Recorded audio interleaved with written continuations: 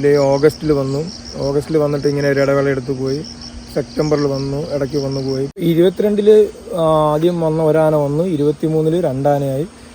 ആ ആന തന്നെ 24 വന്നു. 2024 ഒക്ടോബർ 1 മുതൽ കണ്ടിന്യൂസ് ആയിട്ട് ഈ ആന വരാൻ തുടങ്ങി. അപ്പോൾ നമ്മൾ തുടക്കത്തിൽ നമ്മൾ സ്ഥിരം ആനകളെ ഡ്രൈവ് ചെയ്യുന്ന പോലെ തന്നെ ആനയെ പടക്കമൊക്കെ ഉപയോഗിച്ചും ആൾക്കാരെ ഒച്ച വെച്ചുമൊക്കെ നമ്മൾ ഒന്ന് തുരത്തി വിടാൻ നോക്കി. പക്ഷെ അത് വീണ്ടും അതേ ഒരു ടൈം എടുത്ത് വൈകുന്നേരം ഒരു 4 മണി 4:30 5 മണിയോട് കൂടി വീണ്ടും വരുന്നു, ഇങ്ങനെ ഇറങ്ങുന്നു.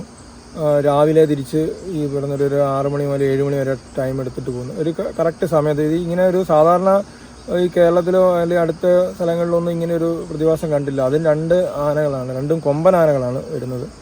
അത് ഒരുമിച്ച് കളിച്ച് ഈ കക്കാട്ടാറ്റി കിടന്ന് കുളിച്ച് ഇക്കരെ കയറി ഈ തോട്ടത്തിനകത്ത് കയറി ഈ കൈത കഴിച്ച് തിരിച്ചിറങ്ങിപ്പോവാണ്.